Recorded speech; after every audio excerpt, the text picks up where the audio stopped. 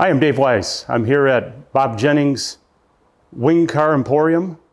I think he's up to 12 or who knows how many are here. I see 11. He probably has them stashed away. He is a consummate collector of wing cars. We're here today to do an elite report on these two beautiful cars behind us. We have a Hemi 4-speed, and we have a 6-pack automatic. And the 6-pack automatic is an interesting one. I'm really curious to look at it. This is one that apparently on the internet where it was for sale was called the Ugly Duckling, and people were making fun of it. And just as my initial observation on it, I like it. Bob has a Survivor Hemi Daytona, and when I look at the two, there's a lot of similarities between the two.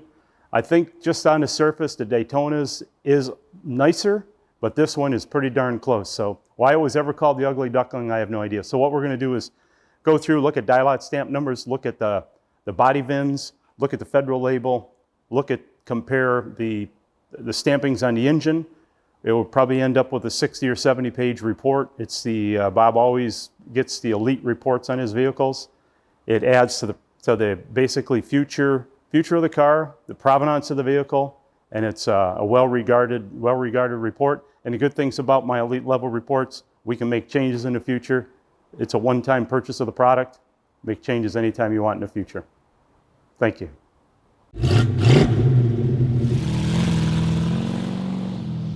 So normally what I try to do when I'm looking at a car, it's just been, I'll either start on the bottom or start on the top, and I just have my cadence is generally start here, start with the primary VIN, or called the police VIN, work my way to that corner, around there, get the tag, and then I come back around this corner. It's just, and when I get out of rhythm, sometimes it just messes up the validation. So I like to stay in a certain rhythm, and then once we get through here, we'll get to the bottom of the car, and then after the bottom of the car, I naturally head into the trunk. Yeah, so what we're looking for here, we're looking for the die lot stamp number. I see the die lot stamp number is there. It's hard to see. Might pick it up in your camera, but it's there. And then I look for where this little arrow is. That arrow signifies where you mount the wiring harness loom.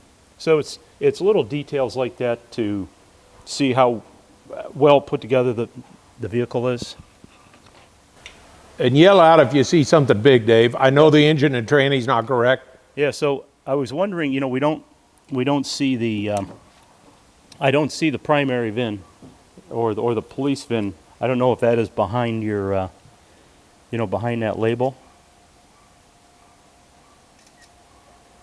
And the trim tag is real. There's a couple there's a body shop stamp on it that is very consistent with a factory tag.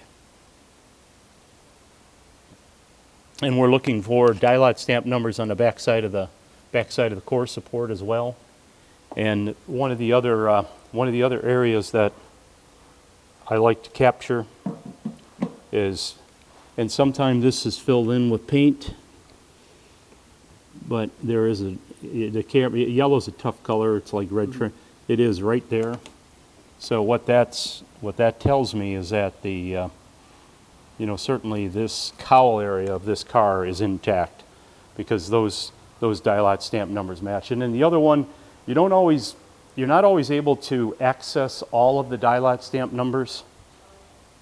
You can get them on, like the hood, for example. This is a clear one. That's pretty consistent with a Superbird hood. And that's what I look for. And then the other one that usually, if the car has never been involved in a collision, or you don't have, just very poor bodywork, there's a number right there on the top of the frame, and that lines up perfectly with the Superbird references that I have.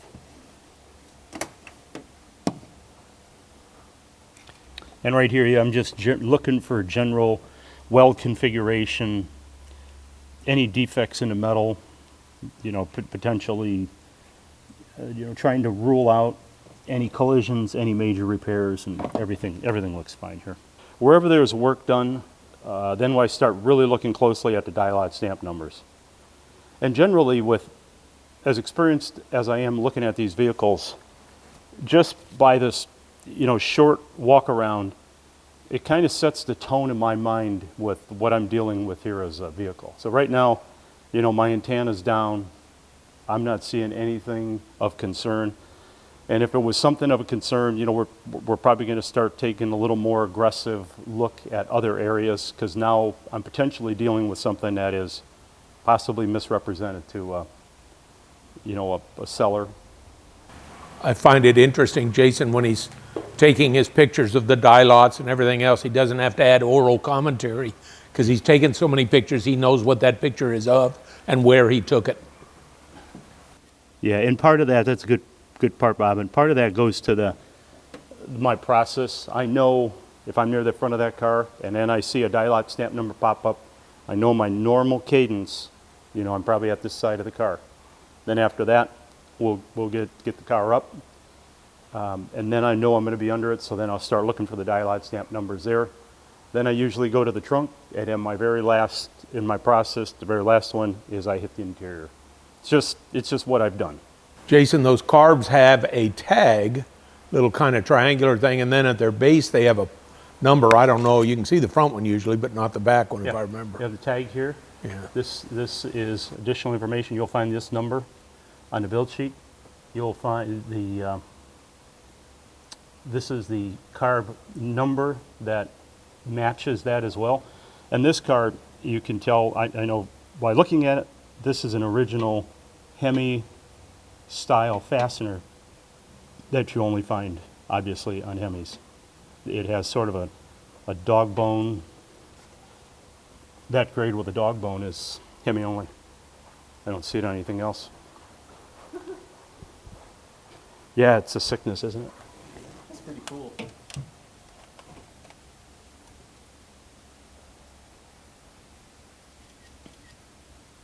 And that would be on both carbs? Yeah, yep, front and back. Yeah, and there's a tag, the red tag, and this is a, this vehicle being a 4-speed, you're going to have certain color tags for automatics and 4 speeds, and this one matches it properly. Yeah, this car just as initial observation, it's very well done. The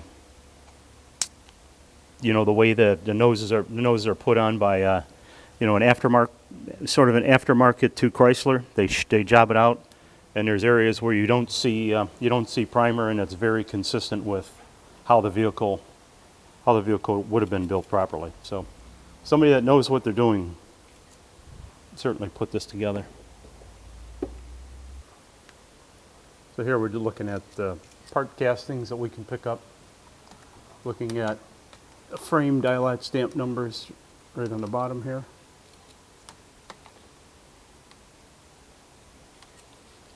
And the one thing I always like to look for, you cannot always see it from the bottom side.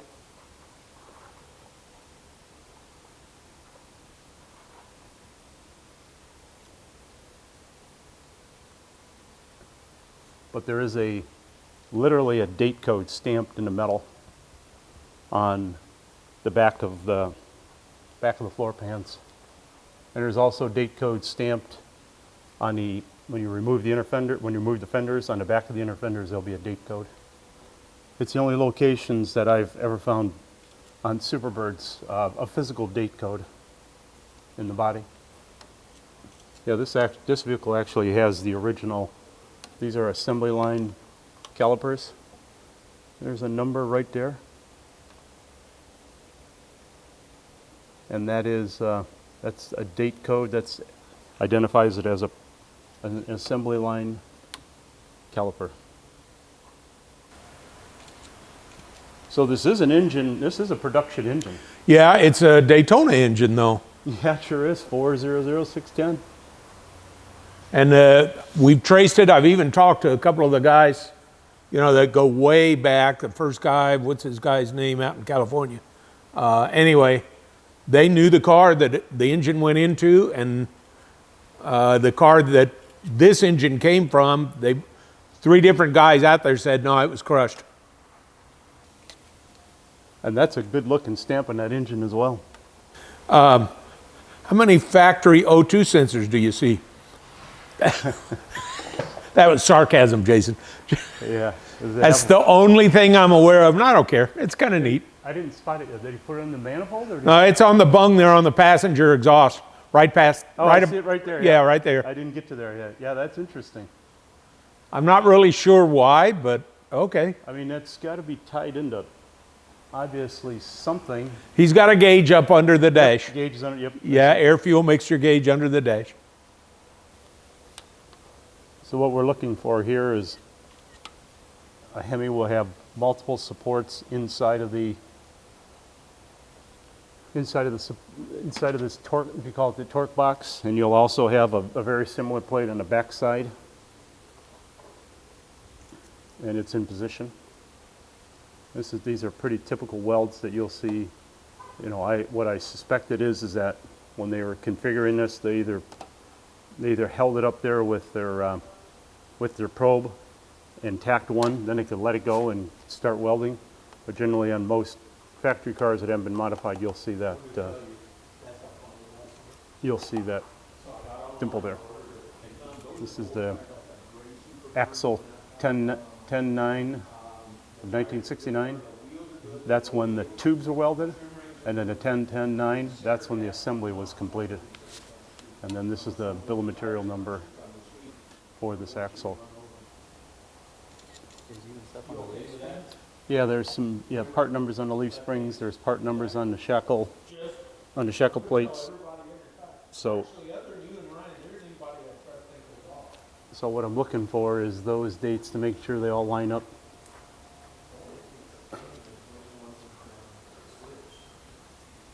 Hey Bob, I see the guy even put the USS stamp on U.S. Steel stamp on the gas tank. Really?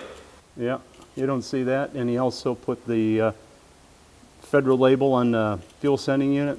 That's high marks in my book. That guy was paying attention. That guy must have been reading my books. So what I'm getting on this side is the actual casting date for the axle. They move that around different years. The casting date goes into a different position. You think that's the correct or the original rear end? You're not committal. I'm just curious. Yeah, you know, it sure looks like it. I figured that'd be such a pain. It's easy on an engine and transmission, but Yeah, you know, the font does look a little funny, but you know, I'll compare it. I'll compare the Yeah. actual font to my Masters. Just at first glance, I'm just not 100%. I mean, it just needs further investigation. the other thing, when I crawled under this in Salt Lake, now it was like 30 degrees. I think the resonators are actual Chryslers. Now, again, Yeah, I'm a big old fat guy.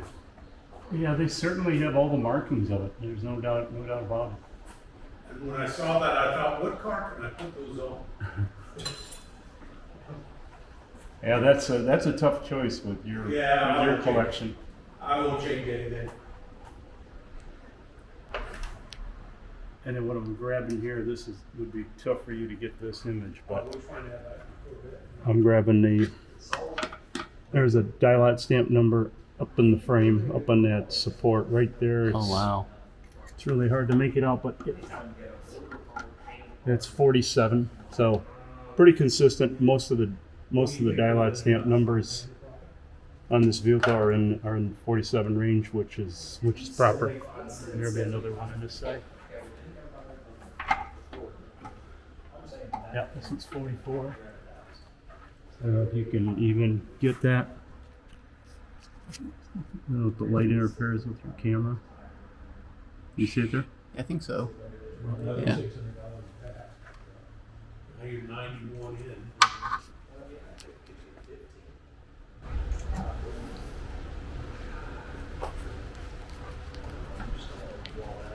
So were these mostly like, did you discover these while inspecting them, or were these things that you found from previous documents, or was it a mix of both? Yeah, it's a mix of both. All the vehicles that I parted out over the years, I was always looking for that. When these cars are stripped down to nothing, that's when you really can see all the hidden details.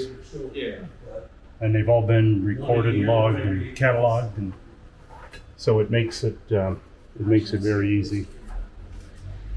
And like most of my manuals, they've been recorded in the Library of Congress. I just put 2 other manuals in the Library of Congress, and to the best of my knowledge, it's the only Mopar manuals in the Library of Congress. That's really awesome. Yeah, it's pretty cool. That's really awesome.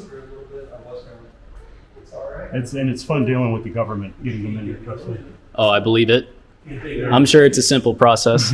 Yeah, it should be a simple process. Let's put it that way. And there's another stamp right here in the frame. Remember I was telling you it's 47, one's 47, 48, this one's 49. So those are identification marks that I'm always searching out.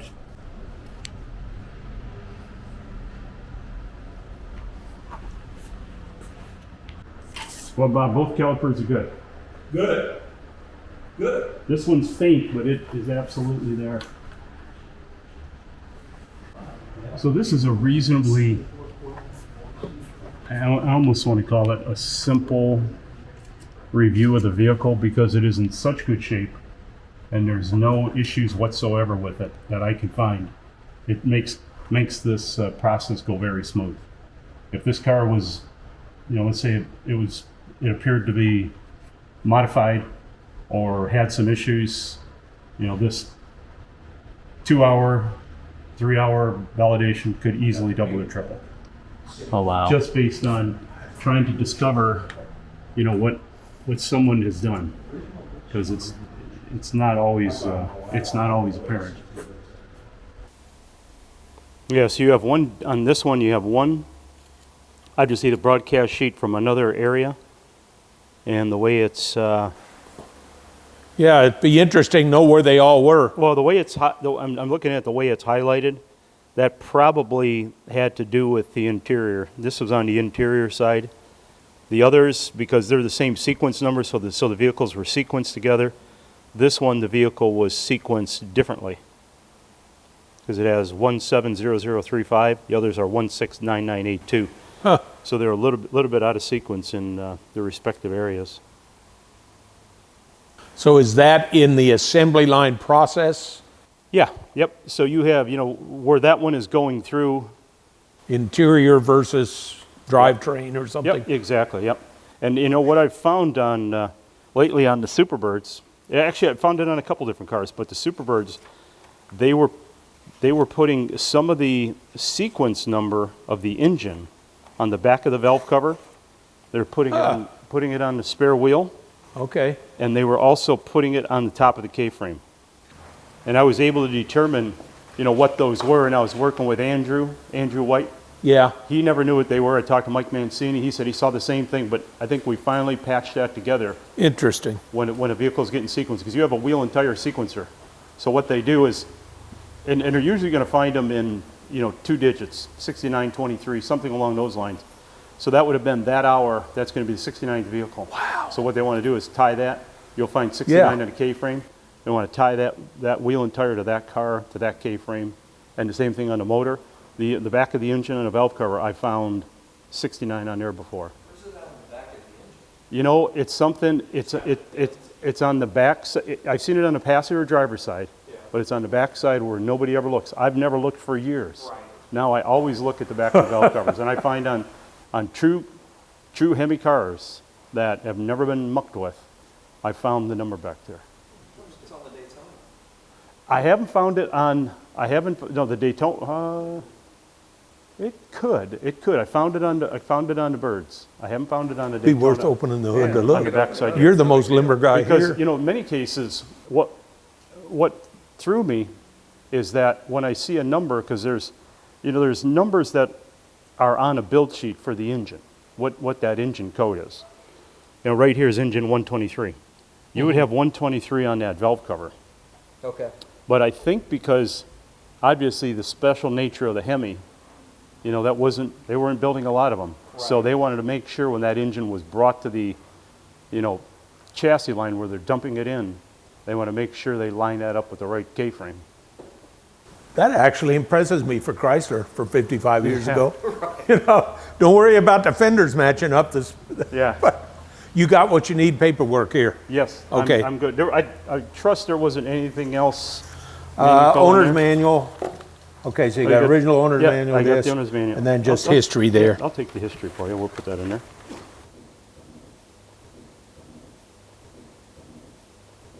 So what we're doing is we're collecting the die-lot stamp numbers, looking at the metal integrity. You know, it's actually one of the easier spots because you can get in and you can grab the necessary die-lot stamp numbers. Pretty easy. They're very accessible. These areas are always challenging to restore, so it's an easy way to spot if something has taken place with this vehicle in this area, because it's extremely hard to metal finish. I'm always trying to find details that I've never observed before to just add to what I do, to always perfecting my craft, to make sure I deliver the best product possible. And you know, that's why Bob, you know, has me come out, is because of the quality of my reports and the attention to detail and the information that is provided. Hey Bob, I like your new Oh, the dealer thing. that's pretty cool. Yeah, they're magnetic. Yeah, whose idea was that? Hats off to that. Ryan, he's just not here right now. He prints them all. He makes them. He die cuts them, and we put them on any of the cars that don't have a dealer original. That is super cool. And I like it magnetic because we can take it back off. Looking in here just to see if there's anything. This is the A-pillar of the vehicle, just seeing if there's anything there. Nothing that I can spot. No overcorrections? No overcorrections. That's a good way to put it. Then under the dash, just glancing, look at the condition of everything. Look for date codes, look for part numbers, and all that information gets recorded and placed into the reports. Just like on the body, these dash frames all have die-lot stamp numbers, and what I do is I capture all of these die-lot stamp numbers, capture die-lot stamp numbers off any item on the vehicle that I can grab it from. Most everything will have some sort of a date code, part number, die-lot stamp. Do you know what those stamps were for? These were inspection stamps for this is when they were assembling the instrument panel or the IP. Mm-hmm. And then the one that I was looking at on the steering column is when the steering column was being assembled, they would stamp it. Those are typically Lynch Road only. Can't forget the ashtray. Yeah, there's die-lot stamp numbers in there. You look at the element on the actual lighter. It's all good. Very, very good attention to detail in this vehicle. There's no doubt about it. So what we do is we photograph all the belts, all the straps. Everything goes into the report. So we capture an actual image instead of just annotating it as good seat belts, or just write the part number down. We go the extra mile with all of our elite level validations. So you have different levels for inspections? Yeah, it really depends what our clients want. We can customize a product to suit their needs, and I know what Bob wants. He generally is always selecting the elite level. We have some platinum level ones. The platinum level ones are usually reserved to a car that, and I'm working on a couple with some other restorers right now. Mike Mancini, for example, he has a car that I've seen when it was actually two of them working with Mike Mancini and working with Apex Restoration. They have cars that they've taken down the bare metal, and I'm looking at the bare metal, going through pre-restoration so I can draw a good baseline of the status of the car, and then once it's restored, we'll look at it again. And that becomes one of the platinum restorations. And this is another critical, yellow's always tough to photograph, but this is another critical die-lot stamp number that I look for to make sure it matches up. And what it tells me is that, you know, just the integrity of this A-pillar is proper. Hasn't been screwed with. You know, Bob, we are going to have to try to figure out where the VINs are on that car. On that car, Yeah, the VINs. the body VINs, because one could be under that label. Oh, Oh, The other one, I'm worried, doesn't exist. which one do you think doesn't exist? Trunk. there's no lip VIN. That whole quarter's been cut out. Oh, we knew that the quarter had been done. So I can't see it underneath. And we could certainly, if you want to try to lift up that rubber, we can see if we can spot it. But I didn't. It's not a heavy stamp because I can't find it. You can't find it underneath either. Radiator core. That's where I'm hoping. That's where the sticker. Yeah. Yeah, that's probably where the sticker is. And now on a Superbird, it's not uncommon, and I don't remember all your cars. I've only got one. We didn't have a core VIN. Yeah, and that's not uncommon. You know, and that's almost. You know, you could almost do an average and say that's the percentage that doesn't have it. What's on it? The antifreeze label. On that one, yeah, possibly. So that one, you know, generally they're in this area. Yeah. You know, sometimes you see it, I have a mirror, I'll look. But to not find it on a Superbird is not the end of the earth. Now, when it comes to the trunk lid, Trunk, it should be. I've not. I'm okay peeling the weather stripping back. We know that he's got like 29 coats of paint on the car. Yeah. The electrical issues we chased on that thing from no grounding. Yeah. Oh, Yeah, if you want to try to, you know, pull that weather. yeah, look at it, Matt. Yeah, so, you know, Matt, it's going to be, well, let's see where this one, I mean, it doesn't matter. I mean, they put them in any areas. Generally, you're, Say it's mainly up here. yeah, generally you're going to find it here. No, that's a die-lot stamp number. You're mainly going to find it in here to here. Birds are really tough because they don't, and I haven't looked at this one yet, but birds, for some reason, they're always extremely light stamped back there. In many cases, you have to end up, you know, sanding the whole darn thing to try to hope to find it.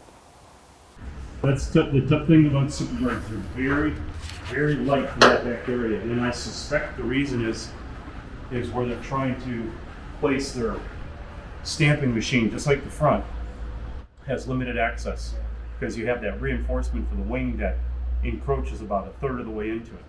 Just like on the front, you have this intermediate support for the tray.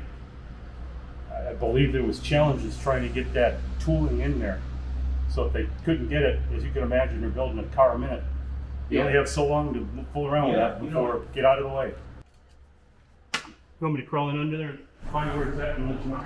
Yeah, that's fine. I didn't find it on this one, but I didn't pull the weather strip on the top. Yeah, these are usually, they're really flipping like.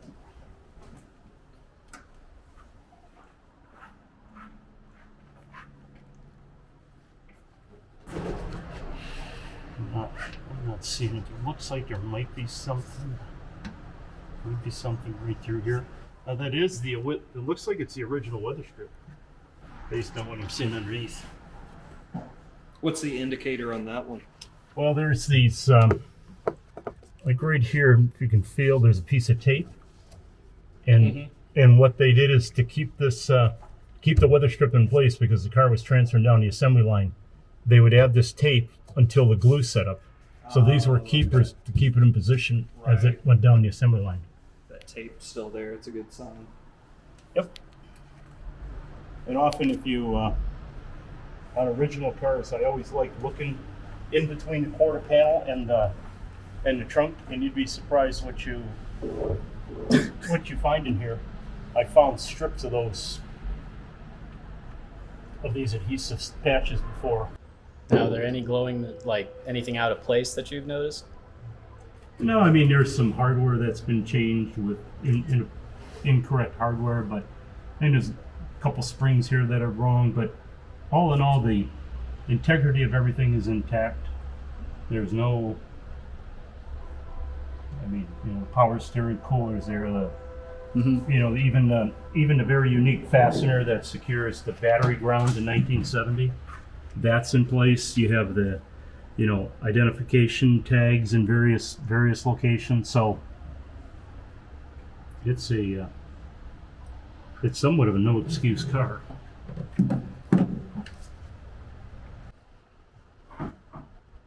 So this vehicle is almost as easy to look at as that one because it hasn't been screwed with. Yeah.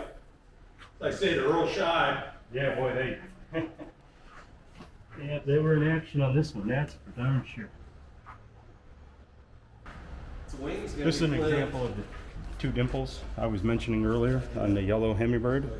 There are always two dimples here for first shift or second shift, and this was filled in.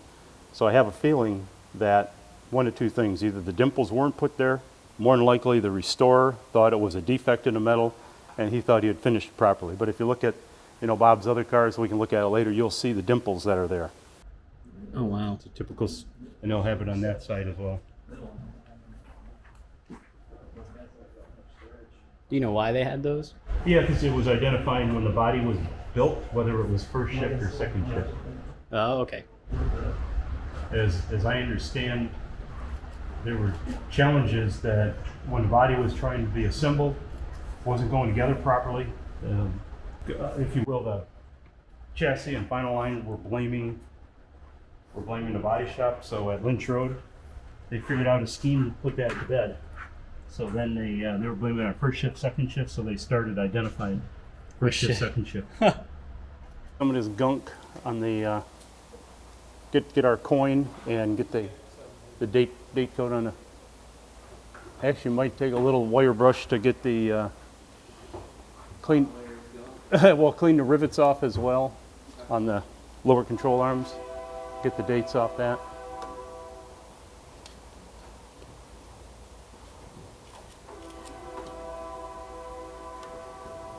What we're getting here is the part number on the transmission as well as the assembly date and the sequence build of the transmission.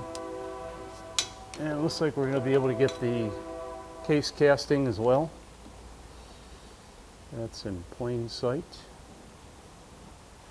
Oh, it even has the original exhaust pipe on it.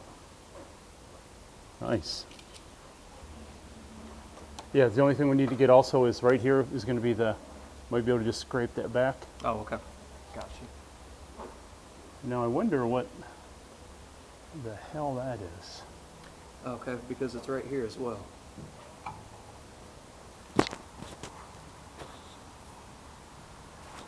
Oh, you're looking at those numbers? Yeah. Yeah, which you and I have talked about. Yeah. What the heck are those It's numbers? Zodiac Killer. It might be. I mean, I wonder if that's, it looks like, it's a date. Is it a date 2/15/84? Is it Tennes- TW or Tennessee? Tennessee? Yeah. 2/15/84? I don't know. But you might be right. Might be a Zodiac, yeah. Zodiac. This guy bought the car at the very end of '83, and I don't know. So 2/15/84 would match up close to when he bought it, Yeah, it could for whatever that's worth. well, it could very well be that. You never know. The Zodiac Killer. It's a lot better. That's a better, one. it's Yeah. a better story. Especially if the mob got him and Yeah. it all ties together. Maybe that was a Okay. code. Maybe that was a code from the mob. I don't know. I don't know. I've got the article on his murder. Sitting in his recliner in his living room, 2 shots to the head. Jesus feet. Just for not filing his taxes? Didn't he testified against a car theft ring? Oh boy. Yeah. And that was the end of him. That's not going to usually end well. All right, let's see if these are clean enough to you. What are we looking for here? So the date code. Okay, date code. I see There's, part of a we got number there. right there. So you go this way. Okay. I think we're right. This is a little goopy. Oh. Yeah, the engine stamp looks perfect. Transmission stamp is good too. So I'm looking here to make sure that it has the typical what's called the 6-pack crank. There's a flat right here. It's like an offset balance. And all original 440 cars and 70 and 6-packs will all have that crank.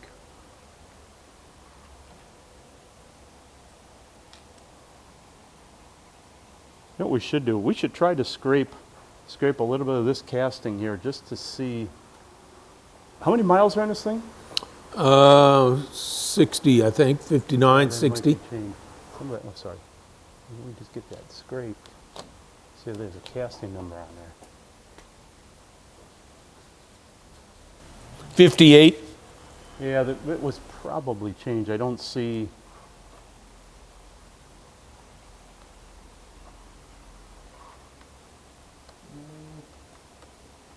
Something.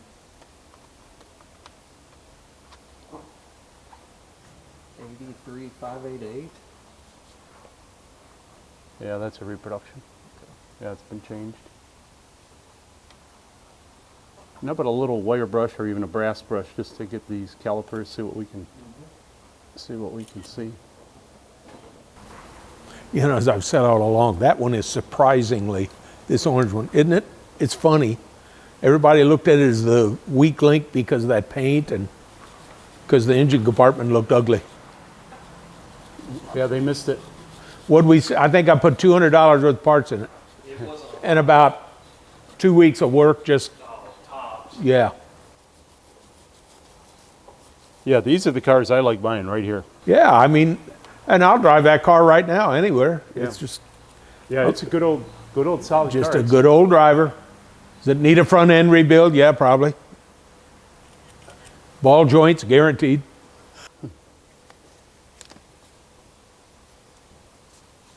Oh, they're not too bad. Actually, they didn't look too bad when you did that.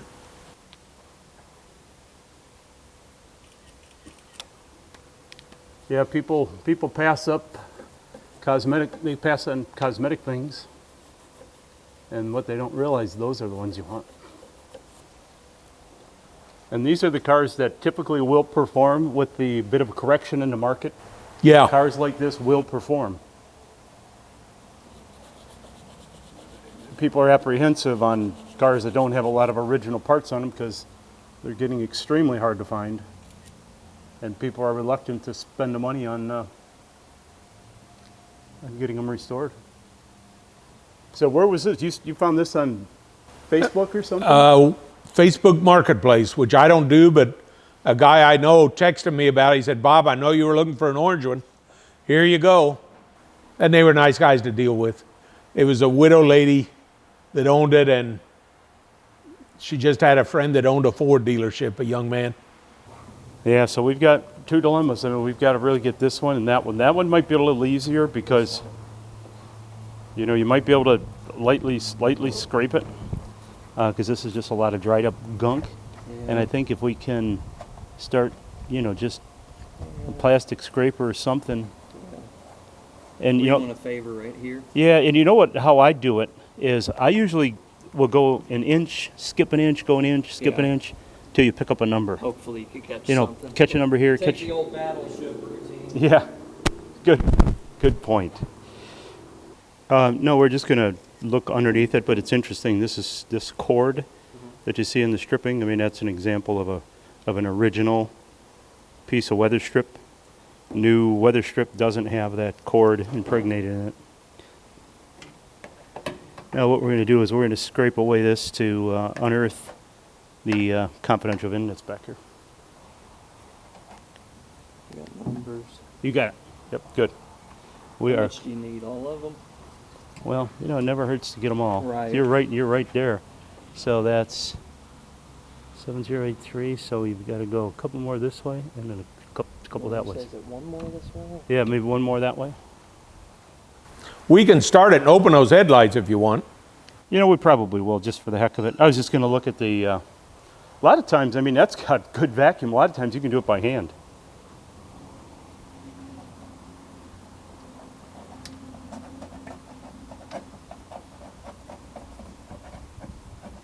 Oh yeah, that's enough. We're in business, man. That was easy. Yeah. Just like that. So these are the numbers, which are the die lot stamp numbers for the gutter, or for this part. That often people will send me that and say my numbers don't match on the car, but it's they're looking at the wrong number. It's always on the lip right here.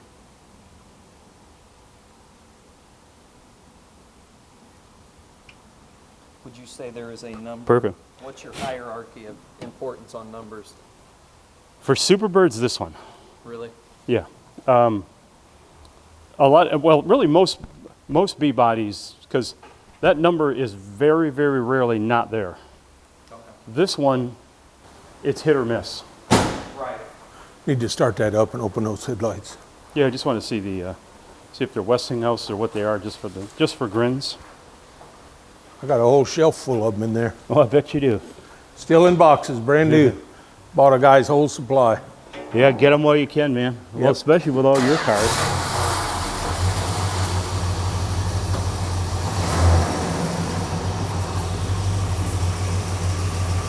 Man, those are bright.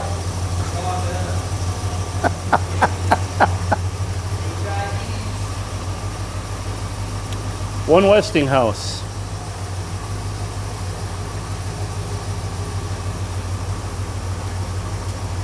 Two Westinghouses. Why don't you shut it off? Stay up here.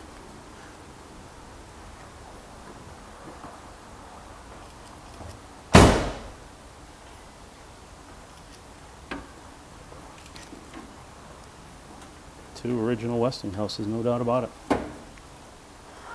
Which one was not the high or the low? The Inner? high. High. Okay, so this is our next patient. Okay, so orange one is done.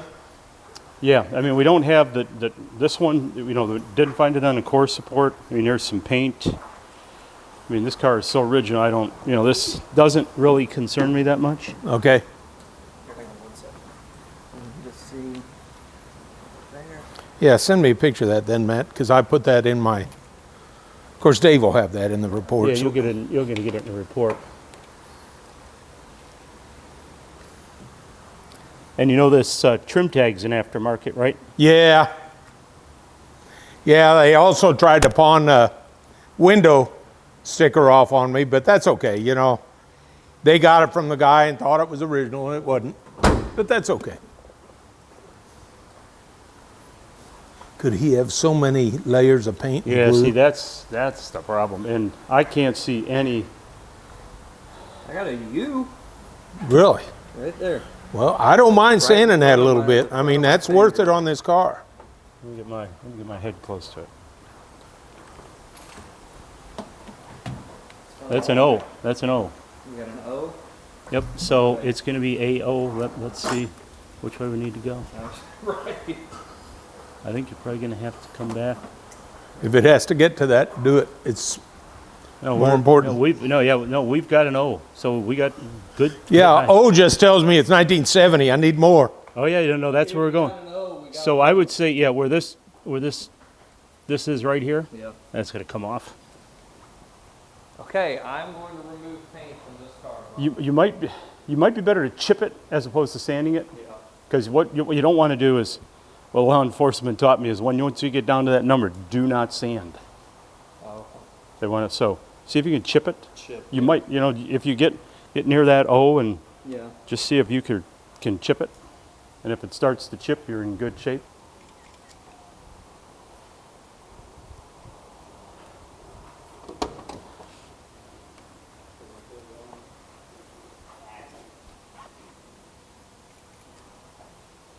If you want a 29 or something, just tell. Still has that original smell. That orange car, that's mouse pee.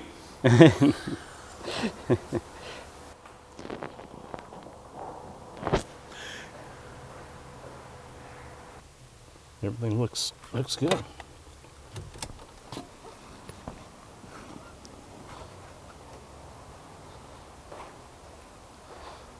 Got it. Well, I want to see underneath. I'm seeing stuff, but I just don't. I see that O and A. I wish the numbers would come after it a little bit more clear. Yeah, you're gonna have to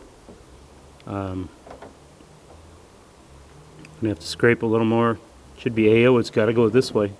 I see a 7 right there. Do you see your 7 here? Right, your fingers on. You know, Bob, this might be the closest car in your collection, if I remember correctly, that would rival your Daytona. I said all along it was the diamond in the rough.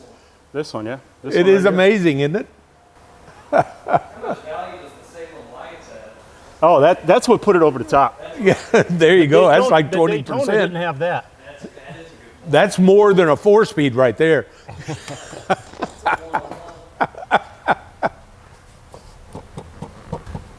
Hey, Bob, you're starting to lose your street credit. How's that? You're not taking all the build sheets out of the cars. Oh, don't tell me you found another build sheet. There's build sheet in there. Are you in that orange one? 4 build sheets in one car? Yeah. I expected better out of you. I never expected that. Where'd you find it, above the glove box? No, it's on under the seat. Front passenger? Yeah, right next to the Salem lights box. Why would I even look when I've got 3 of them? Are you kidding me? You're a professional. That's crazy. That is crazy. What's the most you've seen on a car? Never seen more than 4. You know the funny thing. You never know what's under that carpet. Yeah. With that build sheet being there, there's no telling what's under that carpet. Is it 5? Now, when you say that, would you pull back the carpet? Oh hell, this car. Oh hell yeah. You would. Oh yeah. I know one time you asked if you could take sill plate off. I'm fine with that. Yeah. No, this one would come out. So let's see the. Let's hope it's for the car. So part of that top of the sheet is missing. Oh, no. So I got 3 3/4 is what you're telling me. Yep, 3 3/4. Let's see. I think one of the sheets you had the springs on the back of it. Well, that's probably the back seat. Okay. There's no telling. See, this is definitely the IP, the instrument panel. There's no doubt in my mind, because of the tape and the codes. Codes of gauges, heater, 3-speed wiper. Isn't that something? 4 build sheets. Yeah, so it's checking. It's checking all the numbers. It's checking it. 21. It's it.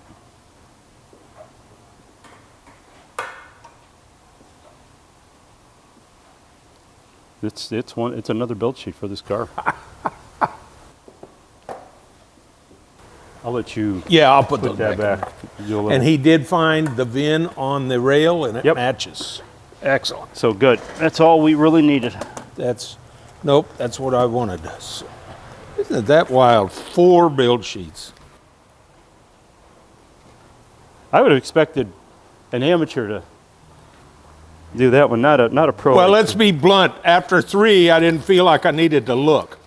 Well, I sure am glad they didn't butcher this number when they took out the. Somebody at least had the wherewithal Yeah, to save the to save that number. VIN. Because if you get a hack amateur, he said, "Hey man, they told me to change a quarter. I changed a quarter. You didn't tell me to save this part." That could be a Superbird record, Bob. I don't know anybody that has. I don't know every. Has 4? Yeah, it has 4. I don't know every. I can't say I know every Superbird, but I've never seen 4 sheets.